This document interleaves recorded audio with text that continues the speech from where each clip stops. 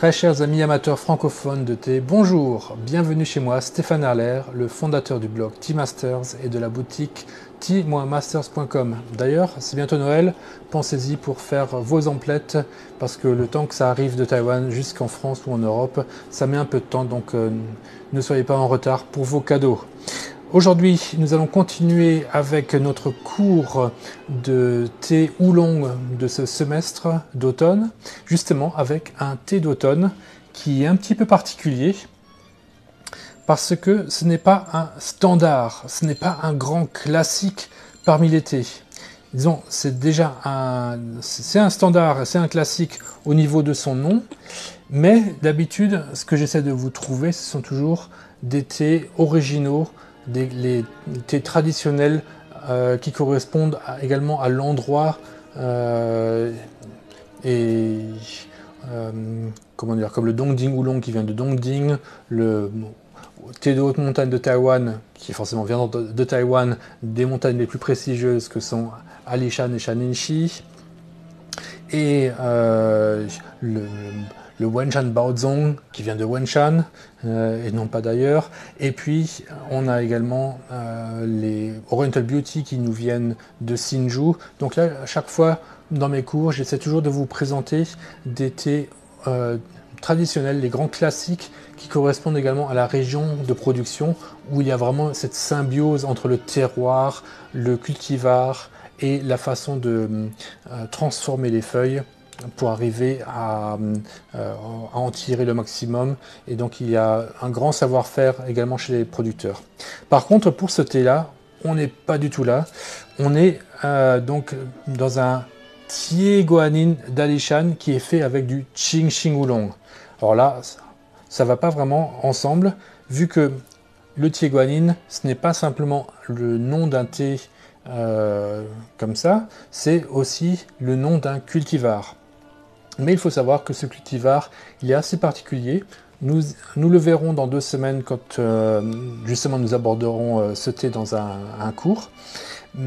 Mais c'est un cultivar pas trop facile à cultiver et il est assez courant de le substituer par d'autres cultivars, que ce soit à Taïwan, à Muzha où on le retrouve le plus, ou bien à Anxi, Shiping dans le Fujian en Chine, d'où il est originaire. Alors, même là-bas, hein, tous les Thie Guanyin ne sont pas des Thie Guanyin, mais il y en a beaucoup qui sont faits avec du Huangjingui, du Benshan, donc il y a d'autres cultivars qui peuvent être utilisés pour faire du Thie Guanyin. Mais dans 2 semaines, nous verrons le vrai Thie Guanyin avec le vrai cultivar, et en plus qui vient de la région d'origine. Hein, c'est ça qui est important de comprendre et d'étudier quand on veut apprendre le thé. Mais aujourd'hui, nous allons quand même parler de ce thé parce qu'il est très intéressant.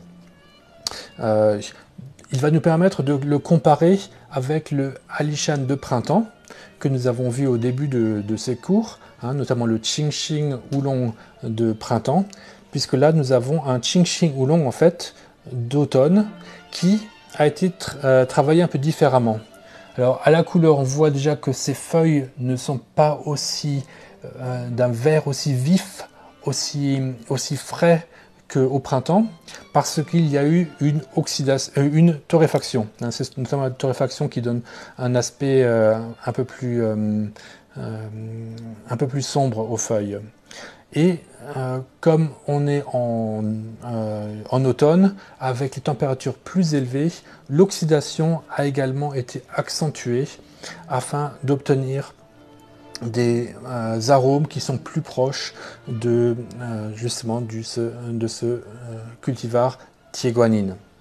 Donc c'est intéressant de le comparer, si vous voulez le faire, vous pouvez également le comparer donc avec le Qingxing Oolong d'Alishan et voir comment une saison différente et des températures et également un process différent vont radicalement transformer les mêmes feuilles en des arômes très très différents. Alors commençons notre expérience par préchauffer notre joli Gaiwan.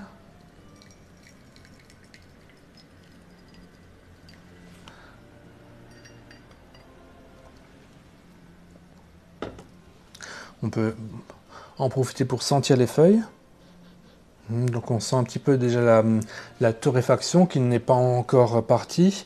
Elle est moins forte que pour les Dongding qu'on a vu dans les précédentes émissions.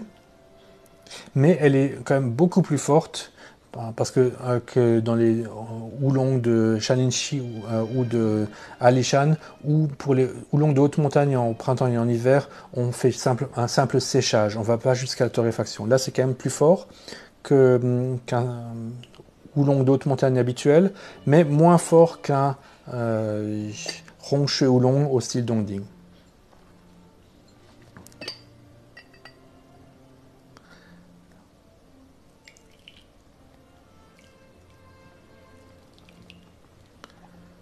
Voilà.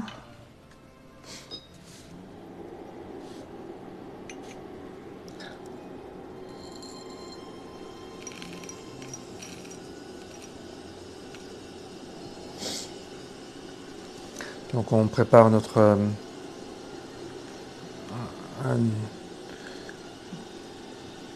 infusion avec une eau vraiment, il faut qu'elle soit vraiment bien bouillante, bien chaude pour arriver à ouvrir ces feuilles qui sont roulées. Hein. La grande particularité des Tieguanyin de Fujian, c'est qu'ils sont roulés et c'est cela qui a donné ensuite lieu au fait que les oolongs de Taïwan seront roulés également dans le centre de Taïwan. Et ce sont les Baozhong qui restent torsadés comme les Yancha. Donc il y a un petit peu deux techniques différentes pour les oolongs au Fujian. Donc là on découvre la façon roulée, donc qui demande un petit peu plus de force pour l'infusion.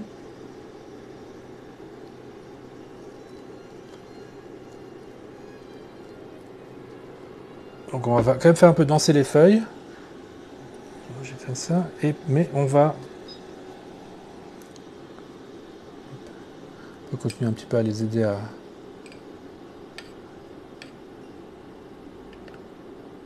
se tourner. Et on va attendre un petit peu plus longtemps que d'habitude, vu que le Tieguanyin, c'est un thé qui est surtout connu pour son arrière-goût, sa force, sa puissance de goût. Et donc ça, pour arriver à obtenir cette longueur en bouche, il faut que le thé soit assez concentré, soit assez fort. Donc on va attendre un petit peu pour le laisser infuser. Si vous avez envie, vous pouvez goûter votre eau. Ça peut toujours être intéressant de goûter son eau de temps en autre. Ça permet de contrôler la qualité de l'eau et la pureté du goût et ce qu'elle va apporter à votre thé. Là, je suis content toujours de mon eau basée avec une tetsubine. Ça donne un petit goût légèrement métallique, mais très pur et très naturel.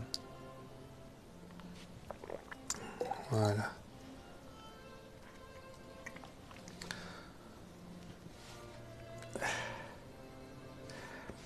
Alors, je regarde déjà vos questions.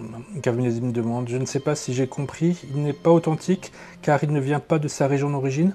Donc non seulement il ne vient pas de sa région d'origine, qui est à Taïwan Mujia, et en Chine ça serait Anxi dans le Fujian, mais en plus il n'est pas fait avec son cultivar d'origine qui est le Tieguanyin, hein, comme son nom l'indique. Il y a effectivement un cultivar Tieguanyin, mais donc il est fait avec du Qingxing Oolong, le cultivar qu'on utilise d'habitude dans les hautes montagnes à Taïwan, ainsi que pour les thés de Dongding. Donc c'est le cultivar que nous avons vu récemment.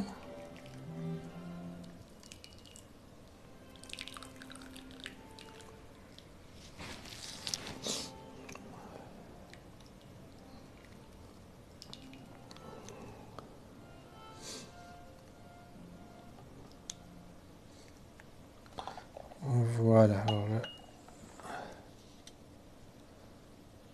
je vais vous le montrer. Une couleur jaune, un peu plus foncé que pour un thé de haute montagne, mais avec une belle transparence. Voilà. Et nous allons pouvoir le goûter.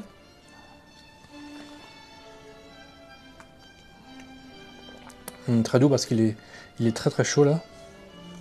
Nous avons des arômes de torréfaction au départ. Et une bonne structure, une bonne longueur en bouche. Et des odeurs de fruits mûrs et une petite note métallique. Alors qui ne vient pas de l'eau de ma Tetsubin, mais qui vient vraiment de cette façon de préparer et de produire, d'oxyder ces feuilles. Parce qu'en automne, donc le secret c'est qu'en automne, il fait plus chaud à Alishan, et cette chaleur plus élevée va faire que les feuilles perdent plus rapidement de leur fraîcheur, mais également que l'oxydation des feuilles se passe plus rapidement lorsqu'elles ont été récoltées. Et donc il est plus facile d'oxyder les feuilles à l'automne qu'au printemps grâce à ces températures plus élevées. Et donc notre producteur ici, il a eu l'idée de faire un thé avec une oxydation plus forte, une torréfaction légère à moyenne, afin d'obtenir un thé très différent d'un thé de haute montagne, et donc qui colle un peu plus au process du thé guanine, mais en utilisant des feuilles de haute montagne, qui sont des feuilles quand même de très grande qualité.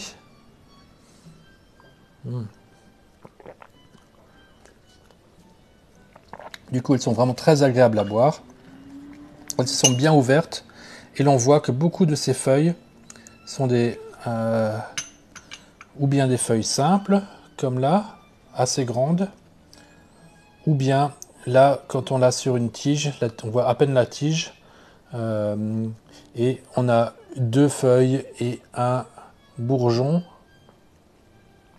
ce qui est également considéré comme une récolte de qualité, parce qu'au printemps, parfois on va récolter jusqu'à 3-4 feuilles, plus un bourgeon sur la même tige, parce que les feuilles sont plus fraîches, mais à l'automne, on n'a pas des feuilles aussi fraîches. Donc ce qu'il a fait pour garder la qualité, il s'est concentré sur les feuilles les plus jeunes, et donc ça nous a donné ça. On voit un petit peu aussi que les feuilles sont un peu plus oxydées sur les bords. Elles ont des taches un petit peu noires par instant, ou bien un peu plus rougeâtres sur le côté.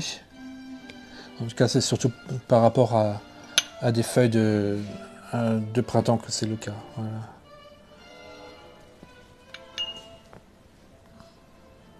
Là, on a surtout la torréfaction. Voilà. Donc ça, c'est un thé que j'ai trouvé intéressant de vous présenter, parce que il essaie de plus de coller à sa saison qu'à son terroir. Au lieu d'essayer de faire un thé de haute montagne très frais, très fin, parce qu'on est à l'automne, le producteur a décidé de faire un thé plus oxydé et aussi plus torréfié, moins pour insister sur la finesse et la fraîcheur des feuilles, mais plus pour insister sur la douceur et pour obtenir une longueur en bouche qu'on ne trouve peut-être pas forcément dans les thés de haute montagne qui ne sont pas torréfiés. Voilà. Merci pour votre visionnage. Donnez-moi un petit pouce bleu si vous avez aimé. Dites-moi comment vous avez trouvé ce thé en commentaire. Et on se retrouve la semaine prochaine pour une interview avec l'un d'entre vous. Et dans 2 semaines, nous verrons le vrai thé guanine de Anshi dans le Fujian. Merci encore et à la semaine prochaine.